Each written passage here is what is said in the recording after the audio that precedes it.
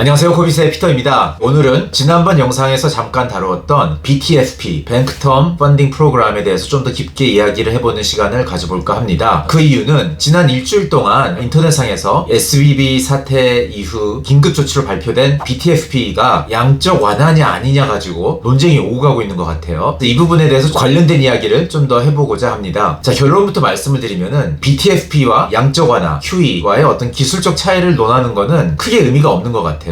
궁극적으로 여러분들이 궁금해하는 거는 BTFP가 양적 완화처럼 자산 가격 상승에 기여를 할 거냐 아니냐일 거라고 생각이 되고요. 그런 면에서 봤을 때는 그에 대한 답은 yes라고 이렇게 말씀드릴 수가 있을 것 같습니다. 그 이유를 말씀드리고자 하는데요. 양적 완화, QE의 정의가 무엇인지, BTFP가 어떻게 구성이 되어 있는지 짚어보고자 합니다. 양적 완화, QE라고도 얘기하죠. Quantitative Easing의 약자인데 이 단어가 처음 등장한 거는 2000년대 초반이었습니다. 구독, 좋아요, 알림 설정 부탁드릴게요. 일본에서 처음 이 단어가 사용되기 시작했고요. 90년대 초반 일본의 버블이 붕괴가 되면서 일본이 심각한 경기 침체 국면에 접어들었고, 경기 회복을 위해서 일본의 중앙은행인 일본은행이 금리 인하를 해서 경기 회복을 도모를 했는데 10년이 지난 상태에서도 회복될 기미가 보이지 않았죠. 엄청난 디플레이션 압력이 있었던 겁니다. 그래서 일본은행이 당시에 이미 금리가 0% 가까웠기 때문에 더 이상의 금리 인하는 불가능한 상태였고, 그런 상황에서 경기 회복을 위해서 뭔가 더 통화 정책을 더 완화시킬 수 있는 방법은 없는가를 고민하다가 일본은행의 본원 통화를 더 팽창시키는 방법으로서 채권 시장에 개입을 해서 장기 채권을 다량 매입하는 거였습니다. 그로 인해서 일본의 장기 금리가 더 하락하는 상황을 만들 수가 있었던 거고요. 그런 상황이 시중은행들이 더 대출을 하기 쉬운 그런 환경을 조성할 거라는 믿음 하에 시장 개입을 한 거죠. 그런데 이제 중앙은행이 채권 시장에 개입을 해서 금리를 조정하는 거는 사실 이 QE가 나오기 전부터도 있었습니다. 이 오픈마켓 오퍼레이션, 한국말로는 공개시장 조작이라고 불리는데요. 특히 이 단기채권 시장에 중앙은행이 개입을 해서 단기채권을 매입을 함으로써 단기금리를 조정하는 이제 그런 행위인 거죠. 근데 이런 정책은 평상시에도 이제 하고 있었는데 일본은행이 한 거는 시장에 개입을 해서 장기채권 금리를 조절하겠다는 거였고, 이제 그 규모도 상당히 컸기 때문에 기존의 통화정책과는 조금 다른 방향이라고 이렇게 사람들이 생각을 했고, 그래서 이건 뭔가 따로 명칭을 만들자 해서 그에 대한 명칭을 양적 완화, 이게 영어로 Quantitative Easing이라고 이렇게 번역이 된 겁니다. 당시에는 이제 일본에서만 행해지고 있었던 일이라서 많이 알려진 그런 단어는 아니었는데, 이제 2008년 금융위기가 오면서 이 일본 은행이 했던 통화 정책을 미국의 연준도 이제 어려운 경제 상황을 극복하기 위해서 이 장기 채권 시장에 개입을 해서 그런 정책을 피고, 그러면서 이제 전 세계 중앙은행이라고도 얘기할 수 있는 연준이 그런 정책을 폈기 때문에 QE라는 단어가 이제 그때부터 좀 대중화가 되기 시작한 겁니다. 자, 그러면은 채권을 매입하는 행위가 어떻게 통화량 증가에 연결이 되느냐, 이 메커니즘을 이해하기 위해서는 이제 통화량이 창출되는 메커니즘을 좀 이해할 필요가 있어요. 통화량이라는 거는 시중에 돈이 많이 돌고 있다 뭐 이렇게 얘기를 하는데, 그 돈은 사실 중앙은행이 직접 공급한다기보다는 간접적으로 공급하는 겁니다. 이건 제가 전 영상에서도 여러 번 한번 언급을 했었는데, 중앙은행이 컨트롤하는 통화는 전문 용어로는 본원 통화라고도 이렇게 얘기를 하는데 일종의 도매용 통화량인 거죠. 그래서 이거는 중앙은행과 은행들 사이에서만 움직이는 통화인 거고, 실제로 실물 경제에 영향을 미치는 통화량은 시중은행들이 본원 통화를 기반으로 대출을 해서 신용 창출이 되면은 그 신용 창출된 통화량이 실물 경제에 유통되는 소매 통화량이라고 이렇게 얘기를 할 수가 있습니다. 그러니까 도매인 통화량이 있는 거고 소매인 통화량이 있는 거고, 이렇게 우리가 구분지어서 생각할 필요가 있습니다. 중앙은행이 채권 시장에 개입을 해서 채권을 매입을 하는 거는 은행한테 도매 통화량을 늘려주는 행위인 거고요. 그렇기 때문에 시중은행이 그걸 기반으로 대출을 늘려야지만 실제로 소매 통화량이 늘어나면서 실물 경제에 긍정적인 효과를 줄 수가 있는 거죠. 그래서 이 QE를 하게 되면은 중앙은행의 재무제표에 변화가 일어납니다. 어떤 변화가 일어나면은 채권을 매입을 하는 거기 때문에 보유하는 자산이 늘어나는 거고, 그렇기 때문에 우리가 흔히 중앙은행이 QE를 해서 지금 돈이 풀리고 있다라는 얘기를 할 때 지표로 사용하는 것이 중앙은행의 재무제표 사이즈를 많이 얘기를 합니다. 왜냐면 재무제표가 늘어난다는 거는 본원 통화가 늘어나는 늘어난다는 이제 그런 이야기인 거고, 늘어나는 방식은 여러 가지가 있을 수가 있는데 지금 말씀드린 것처럼 채권을 매입을 해서 늘어난다면은 본원 통화가 늘어난다는 걸로 우리가 받아들일 수 있는 거죠. 물론 그 이후에 은행들이 그 늘어난 본원 통화를 기반으로 대출 행위를 늘려야지만 실물 경제에 영향이 가게 되는 거이긴 합니다. 근데 그렇지만 이제 실물 경제에 영향이 안 가더라도 일단 은행들 입장에서는 대출할 수 있는 여지가 생긴 거기 때문에 실물 경제가 아닌 자산에 대한 대출은 이어질 수가 있는 거고요. 그랬을 경우에 주식이라든지 채권이라든지 부동산이라든지 이런 쪽으로 신용 창출이 이루어지면서 자산 가격은 먼저 오르는 그런 현상이 나타날 수가 있습니다. 이것이 제가 지난주 뉴스레터에서 말씀드렸던 캔틸리언 효과라는 현상이죠. 그러면 지난주에 발표된 BTFP라는 조치는 어떻게 다르냐? 일단 자산을 매입을 한 게 아니고 대출을 해준 겁니다. 그래서 1년이라는 짧은 기간에 대출을 해주고 있는 거고요. 아무나 다 빌려갈 수 있는 게 아니고 담보를 제출을 한 은행들만 빌려갈 수가 있는데, 그 담보가 지금 현재는 미국 국공채와 주택담보대출채권 MBS로 이렇게 국한이 되어 있는 거죠. 그래서 대출을 받은 은행들은 심지어는 여기 이제 금리가 있기 때문에, 그리고 그 금리가 지금 상황에서는 상당히 좀 높은 수준이라고 할 수 있죠. 그래서 은행 입장에서는 웬만하면은 이 BTFP를 쓰고 싶지 않을 거예요. 근데 유일하게 쓰는 이유는 지금 뱅크런이 와서 예금 인출의 요청이 쇄도하고 있어서 다른 방법으로는 그러한 예금 인출 요청에 대응을 할 수가 없을 경우에 이번 조치를 활용하게 되는 거죠. 그렇기 때문에 이게 신용 창출로 이어질 가능성은 지금 현재는 0입니다. 이제 그런 면에서 QE와 BTFP는 상당히 다르다고 얘기할 수가 있겠습니다. 그래서 이제 지금까지 발표된 내용으로 모든 게 끝난다면은 자산 가격의 상승 압력으로 이어질 이유는 없는 거죠. 이 돈을 빌려간 은행들이 소매용 통화량 창출을 안 할 거기 때문에 자산 가격이 상승할 거라고 이렇게 결론 내리기는 어려울 것 같습니다. 근데 문제는 여기서 끝나지 않을 가능성이 굉장히 높다는 거죠. 바로 이 부분이 제가 지난번 영상에서 말씀드렸던 어서 헤이스가 주장하는 부분인 거고요. 제 개인적으로는 상당히 신빙성 있는 주장이라고 생각이 됩니다. 뭐냐면은 1년이라는 시간, 길지 않은 시간이죠. 내년 3월이 다시 왔을 때 과연 BTFP를 통해서 대출을 받은 은행들이 그 자금을 상환을 할 수 있느냐 거죠. 그 은행들이 상환을 하기 위해서는 지금 그런 중소은행들이 들고 있는 채권을 큰 손실을 내지 않고서 시장에서 매각을 해서 현금화를 할 수가 있어야 되는데, 그러기 위해서는 채권 가격이 지금 수준보다는 더 많이 올라 있어야 된다는 겁니다. 만약 1년 사이에 올라가 있지 않으면은 지금이랑 비슷한 수준을 유지하고 있다면은 매각을 했을 때 많은 손실이 발생할 수밖에 없는 거고, 그러면은 지금 현재 이 자금난을 겪고 있는 은행들이 파산할 가능성이 많은 거죠. 그래서 이 1년 만기가 왔을 때 이 만기를 더 연장할 가능성이 높다고 이렇게 어서 헤이스는 얘기를 하고 있는 겁니다. 만약 1년 후에 예금 인출을 하고 싶은 사람은 다 해버려서 더 이상 보호할 예금자가 없어졌다. 그렇다면은 연준 입장에서는 이 프로그램을 계속 연장 안 해도 되는 거죠. 근데 이제 은행들이 상환을 못한다. 그러면은 개인적인 생각으로는 그냥 맡긴 담보를 안미해버리면은 될 것 같습니다. 그럴 경우에 결과적으로 보면은 중소은행들이 BTFP를 통해서 돈을 빌린 거는 일종의 선물 거래를 한 거와 비슷하게 우리가 볼 수 있을 것 같아요. 현재 들고 있는 채권을 액면가에 지금 시장가보다 높은 가격에 팔아버리는 선물 계약을 연준하고 선물 계약을 체결해서 미리 그 돈을 갖다 쓴 거고, 그리고 1년 후에 그 채권을 연준한테 양도하는 그런 거래를 하는 모습이 되는 거죠. 그렇게 될 경우에는 결국에는 아까 말씀드린 QE랑 아주 유사한 결과가 되는 겁니다. 채권이 연준한테 넘어가고 연준은 그 채권을 시장에 개입해서 샀는데, 단지 시장가에 산 게 아니고 아주 높은 가격에 액면가에 중소은행들한테 아주 유리한 가격에 사준 이제 그런 꼴이 되는 거죠. 결과적으로는 QE랑 비슷한 모습을 갖게 된다는 겁니다. 1년 후에 지금 중소은행들이 상환을 못했을 경우에 그렇게 된다는 얘기입니다. 그리고 또 한 가지는 담보로 맡긴 채권들의 범위를 확장할 수 있다는 부분입니다. 지금은 국공채와 MBS 이렇게 국한되어 있지만은 중소은행들 중에는 여러 가지 부실한 여러 분야의 대출을 해서 그 대출 자산들이 지금 부실하게 되고 있는 그런 상황에 놓여 있는 은행들이 꽤 많습니다. 그 중에 대표적인 게 CR이라고 불리우고 있는 Commercial Real Estate의 약자인데, 이 CR이라고 불리우는 분야의 대출을 많이 해서 대출 자산들이 지금 부실화되고 있어서 큰 문제가 생길 수 있는 그런 은행들이 다수 존재하는 거죠. Commercial Real Estate라는 거는 뭐 쉽게 말하면은 쇼핑몰이나 사무실이나 호텔이나 이러한 상업시설들을 얘기를 하는 거고요. 이런 상업시설들이 코로나 이후로 원격 근무라든지 그 외 여러 가지 이유로 이제 유동 인구가 많이 줄어들다 보니까 예전만큼 이제 월세를 받지 못해서 빌딩 자체의 가치가 굉장히 줄어들면서 대출받은 자산을 상환을 못하는 그런 상황이 많이 연출이 되고 있는 거죠. 이미 금년 들어서 도심지에 있는 대형 건물들에서 많은 디폴트가 일어나고 있다고 합니다. 벌써 한 30억 달러 정도가 이제 디폴트가 일어난 걸로 이렇게 보도가 되고 있는데요. 이런 상황이 계속 연출이 될 수가 있는 거죠. 그런데 이러한 대출들의 80%가 중소은행들에 의해서 지금 과거 1, 2년간 이루어졌다고 보도가 되고 있기 때문에 중소은행들이 꼭 미실현 채권뿐만이 아니라 일반적인 대출에서도 많은 손실을 떠안게 되면은 파산을 할 수가 있는 상황인 거고요. 그랬을 경우엔 형평성의 문제가 생기는 거죠. 국공채나 MBS를 많이 들고 있던 은행들은 특별한 조치를 취해서 예치자들을 구제를 해주면서 다른 대출을 한 그런 은행들을 구제를 안 해주면은 그 예금자들이 이에 대해서 뭐 불안함을 느낄 수가 있는 거고요. 그리고 왜 그런 다른 은행들의 예금자들은 보호를 해주는데 우리는 안 해주냐, 뭐 이런 형평성 얘기 문제를 제기할 수도 있는 거고요. 그랬을 경우에 뭐 정치적인 이유에서 연준이 담보의 범주를 더 확장시켜서 적용할 수가 있다는 이제 그런 이야기를 어세이즈는 하고 있는 거죠. 이제 이것도 어디까지나 상황이 더 악화됐을 경우를 이제 얘기를 하는 건데, 지금 현재 미국 경제 상황이 돌아가는 걸 보면은 충분히 어느 정도 공감할 수 있는 부분이 아닌가 이렇게 생각이 됩니다. 그래서 결론은 BTFP가 통상적으로 사용되는 QE와는 이제 거리가 멀지만은, 그리고 이 BTFP가 지금까지 발표된 내용으로 끝난다는 가정하에는 자산 가격 상승 압력으로 이어질 이유는 없지만은, 지금 미국 매크로 경제가 흐르는 그런 방향을 봤을 때 BTFP가 지금 현재의 상태로 끝나지 않고 좀 더 확장되거나 변화가 일어날 가능성이 많다는 거죠.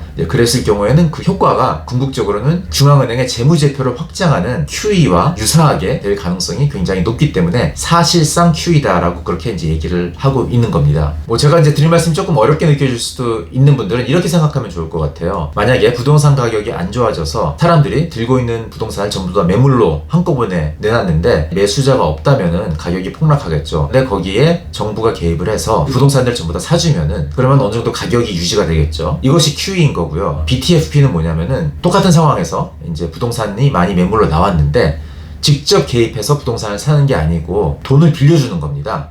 부동산을 사겠다는 사람들한테 자금 부담이 없게 하기 위해서 매수하고자 하는 잠재적 매수자들한테 부동산 매입 대금의 예를 들어서 한 90% 정도를 대출을 해주는 겁니다. 그러면은 잠재적 매수자들은 10%만 부담을 하면 되니까, 그러한 정부의 보조가 없다면은 부동산을 매입하지 않으려던 이제 그런 사람들도 매입을 할 마음이 생길 수가 있는 거죠. 그렇기 때문에 중앙은행이 개입해서 직접 부동산을 매입하지 않더라도 대출만 해주더라도 부동산 가격을 서포트해주는 그런 효과가 나는 겁니다. BTFP가 지금 그러한 상황인 거고요. 이 BTFP가 실제적으로 자산 가격을 올리느냐 아니느냐 이러한 논쟁에 있어서는 BTFP가 없을 때보다는 있을 경우에 자산 가격을 서포트해주는 그런 효과가 있다는 걸 어느 정도 우리가 알 수 있지 않을까 이렇게 생각이 됩니다. 네, 저 영상 몇 번에 걸쳐서 매크로 리스크 그리고 중앙은행 정책에 대해서 여러 번 영상을 찍었는데, 지금 매크로 환경이 변화하려고 하는 굉장히 중요한 시기이기 때문에 투자하는 입장에서는 비트코인이 됐건 다른 가상자산이 됐건 아니면 주식이 됐건 굉장히 중요한 사안이라고 생각을 해서 이 주제를 한번 다뤄봤습니다. 네, 오늘은 여기까지입니다.